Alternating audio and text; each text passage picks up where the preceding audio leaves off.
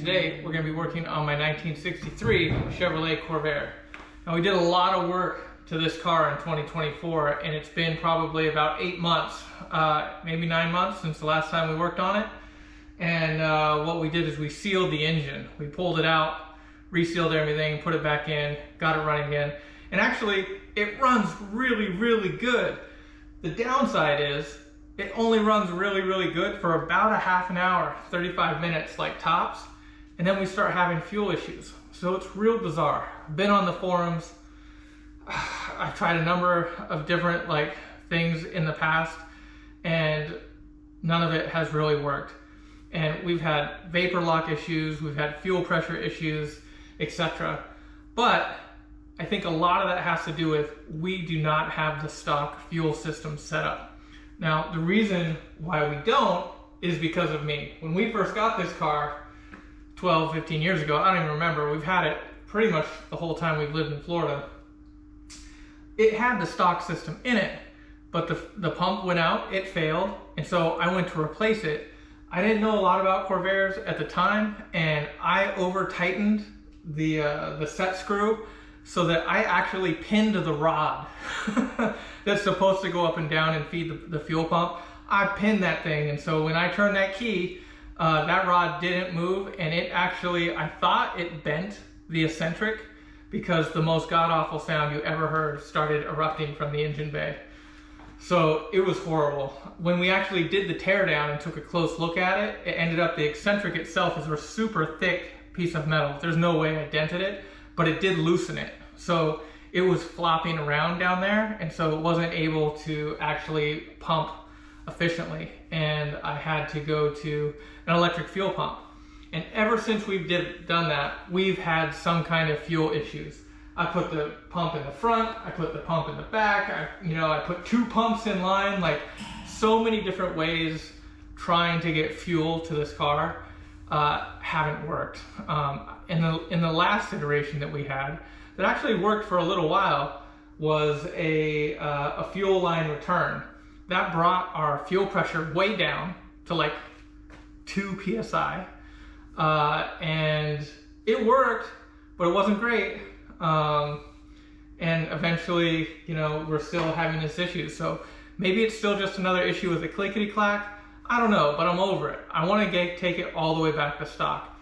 The other thing is the fuel system, the lines going all the way from the clickety-clack that's currently in the front all the way to the back of the car is a 3/8 line. So it's much bigger than the 5/16 metal line that's supposed to be going all the way through. So that's what we're going to do today, or at least get started. We're going to pull out all of my janky stuff, and we're going to replace everything, all the fuel lines all the way to the front, and we're going to put the attempt to put the stock fuel pump back in. And it is my hope that the fuel pressure issues will be relieved. The pump shouldn't have to work as hard. It'll get correct pressure, and I may even try to wrap some of these fuel lines within the engine bay just to try to keep it a little bit cooler. Hopefully we won't have that vapor lock or any other kind of fuel issues. So that's the whole plan. This is the mission. Let's get to it. For those of you who don't know, this is a flat 6 or an opposed 6-cylinder air-cooled engine. Really cool. As far as I know, it's the only one Chevrolet ever made. And it came in all kinds of configurations all the way up to a turbo, which this car right here is under 2,000 pounds, and the turbo gave it, I think, 180 horsepower. So would have made for a pretty zippy ride, I think. But it does have a pretty interesting sound. I've gotten used to it, and I really like driving this car. There's no power anything in this car. It's just all mechanical, manual brakes, manual steering, manual windows. I mean, it's just so simple. I kind of love it. But what I really love is that my lady can get in this car and she can go run her errands or do whatever she wants to do throughout the whole day. So that's the goal. And quite honestly, she's getting a little frustrated. She's starting to lose trust in the vehicle here. So I'm pretty lenient with trust, but this has been going on for a long time. So we're hoping that this resolves it. If it doesn't, unfortunately, it may be time to send it down the road, which which would be sad. So let's hope this resolves it. Let me bring you in a little bit closer and let you take a look at what we got going on. So here's a stock fuel pump here. You can see it's not actually connected to anything. We can just pull this right out. Fuel lines are here. They come in from the side. I do have a pressure regulator here, and then it splits up to both carbs, and then comes around here, goes back into a fuel filter, and then goes back. And there's another connection underneath the wheel well there outside of the firewall. So I think what we're going to start is here first, and basically we're just going to rip all this stuff out. Pretty much everything fuel related has got to come out of this side, because we're going to redo the whole thing. And we'll redo it up here first, make sure that it works, make sure the eccentric and everything isn't making that god-awful sound anymore. And then if that checks out, we'll go ahead and move to the front, or underneath rather, and replace that second half. All right, let's get out.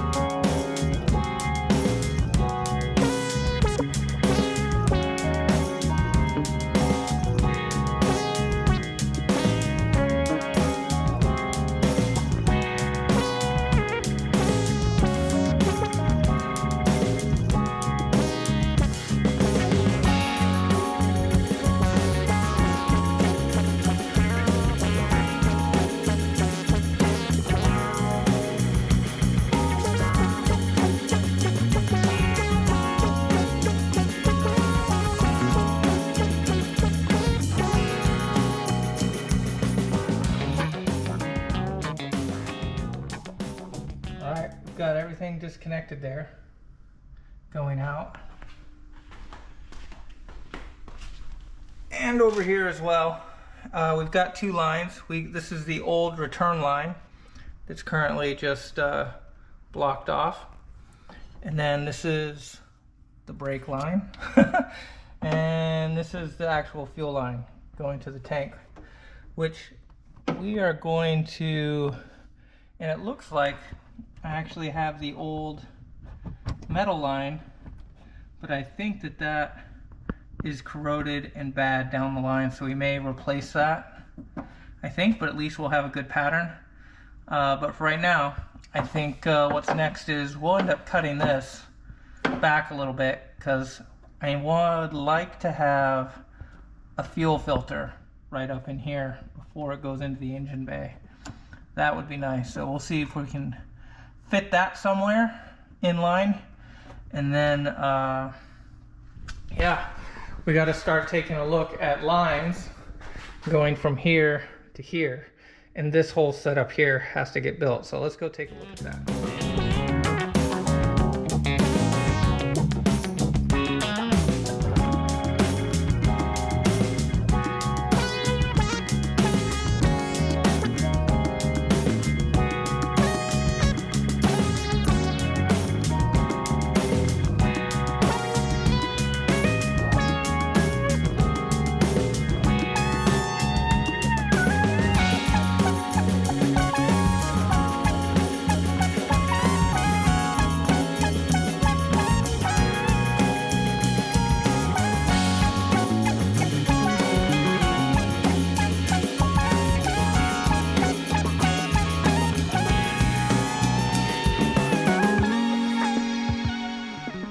Got it together, and I did use some Permatex thread sealant 80632. It's supposed to be fuel resistant, so just want to try to do everything I can here to make sure I don't have any leaks, and I tried not to over tighten it. Probably put a little bit much to get this fuel pressure back around 3/4 one more time, you know, for alignment purposes, but otherwise I think we're ready to go. So let's go ahead and let's get this in the car. Heck yeah. All right, pump going in. Try to line this up.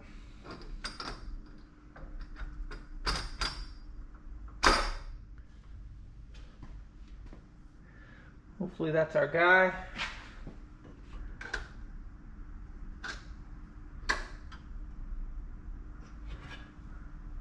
You know what? That's all we're gonna do. That's it. It's not moving. So we're gonna say that that's locked in. Also, I did remove this fuel line here. It's gonna need some adjustment. And this one, I think we can just do some bending on the back side here. Yeah, to get it dialed in. So, yep. Gonna connect this one first, and then we'll work on that other one. Got a little ahead of myself. Kind of forgot the important part. This rod's got to make a connection or this isn't going to do nothing. All right, let's do that again. Oy. All right, inserting the new pump with a rod on it, take 2. I don't know if you're supposed to do this all at once or if this rod's going to fit in there. Okay, it's going.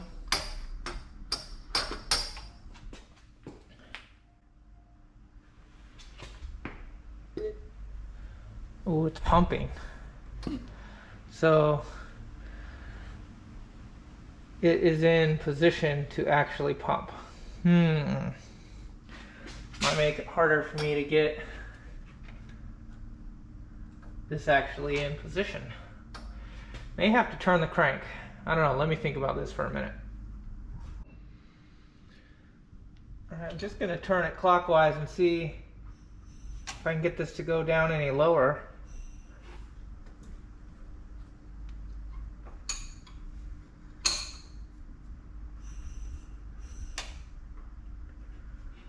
I can't tell.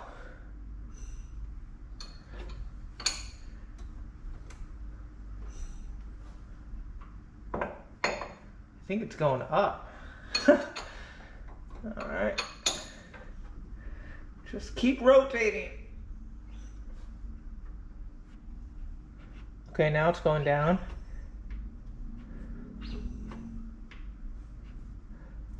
I think that's as much as I'm gonna get.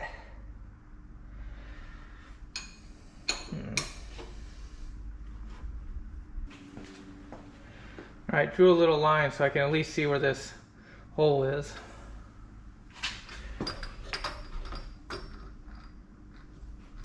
All right, let's see.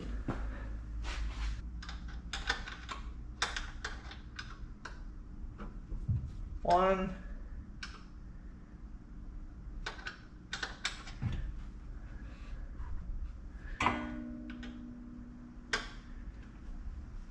2, 3,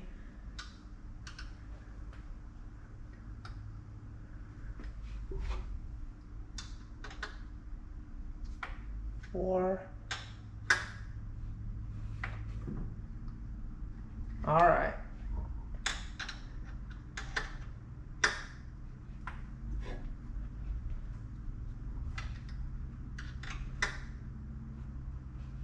There it is. Well, that doesn't look right, but I guess it's gotta be. Huh. Because that's where it's at.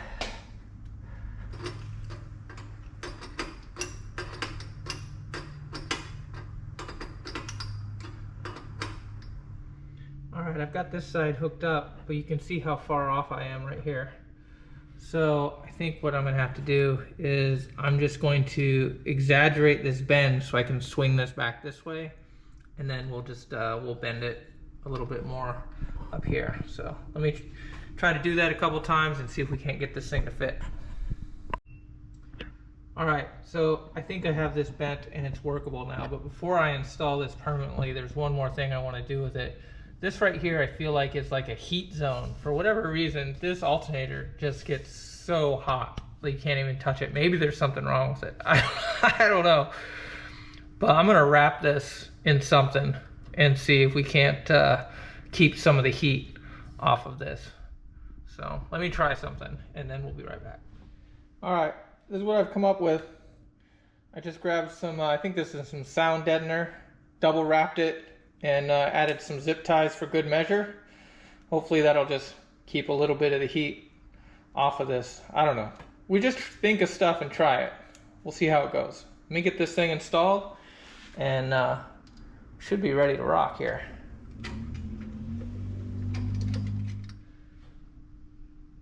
All right, we're in the engine bay and we are all locked in. It's all together. Tied these two together a little bit cleaner. But yeah, we are good here. We just need an inlet. And I'm thinking I'm gonna need to be able to go from here under this guy and either cut straight across here and back around, which I think is what the stock configuration is, or I can go up and cut straight across. I don't know.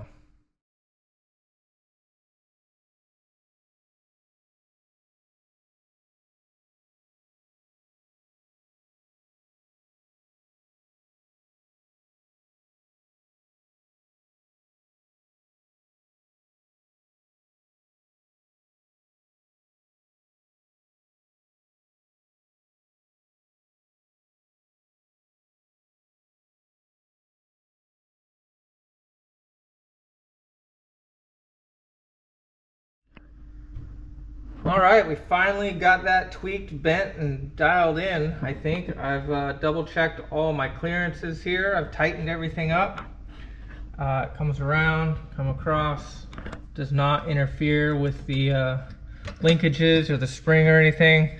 Dips under the air cleaner and shoots out into the on the other side of the firewall. So overall, I think we're pretty good here. However, I'm starting to second guess running it across the engine. Factory would have been coming out along this edge and straight across. I just don't like this area, and that's where I'm trying to keep it away from. So is this hotter than this area? I don't know. We'll give it a try, and definitely for sure running it this way and across would be a much easier run bending all this tube. So just FYI, might want to just do it the stock way. All right, let's connect to our existing fuel system on the other side of the firewall and do a test on this thing. See if we've got some leaks, see if it actually works.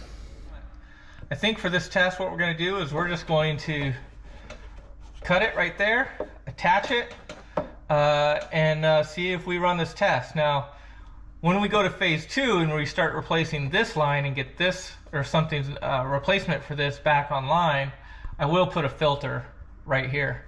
But for this quick test, let's just cut it over there and see if this thing all works and see if we're leaking.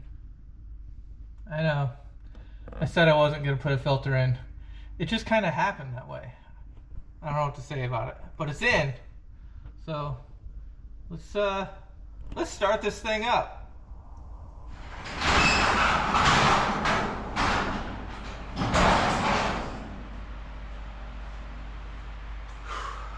Okay, here we go, first test. The idea is I'm just going to turn the key and let the clicky clack roll. Hopefully we'll be able to see that we've got fuel in the filter and the system's being pressurized.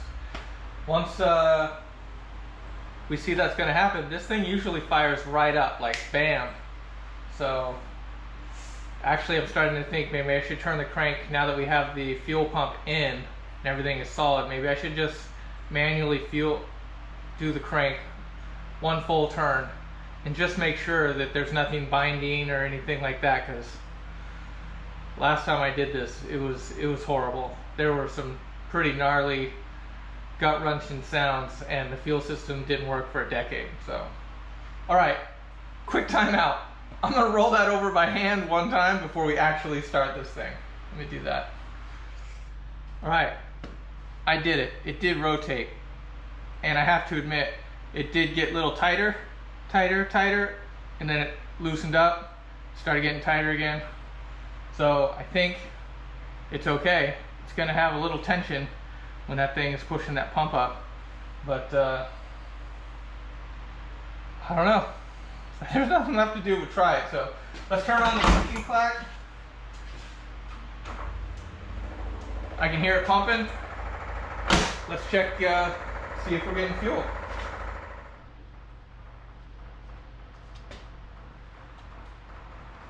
All right, one last look.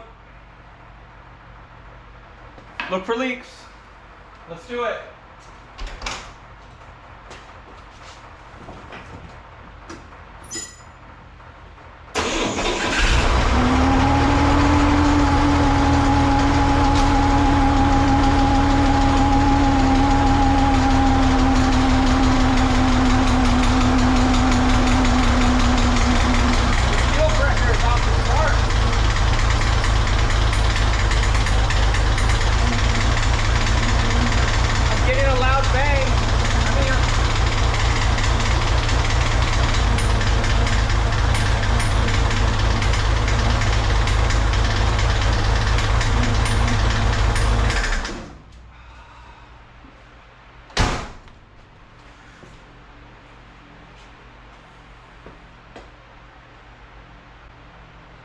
Dang it, that fuel pressure is reading like, I mean, it was like at 10, which I think was high. Shouldn't be that high. And then did you hear those sounds? It was like high pitch, bing, bang, bing. Oh, why doesn't this work for me? Super sad about that. It did not sound good. Well, I got the pump out, and that was pretty easy, no big deal there. But the rod itself is not coming out. So I can get a wrench on it, little vice grip.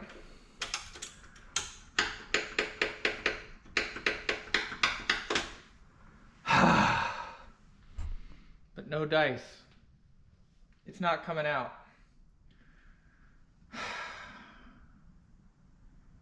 Which it can't stay there while it makes all that noise. And why can't it come out? Did something flare or something?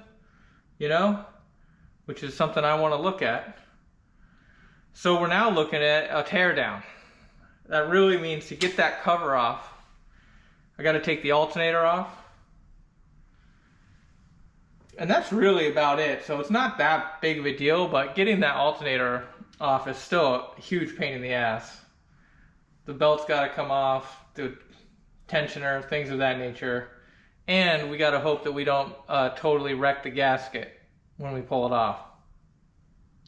But it is what it is. It can't stay there in the form that it is now because it just makes a horrible noise and it's not working properly. And I can't get it out through the top.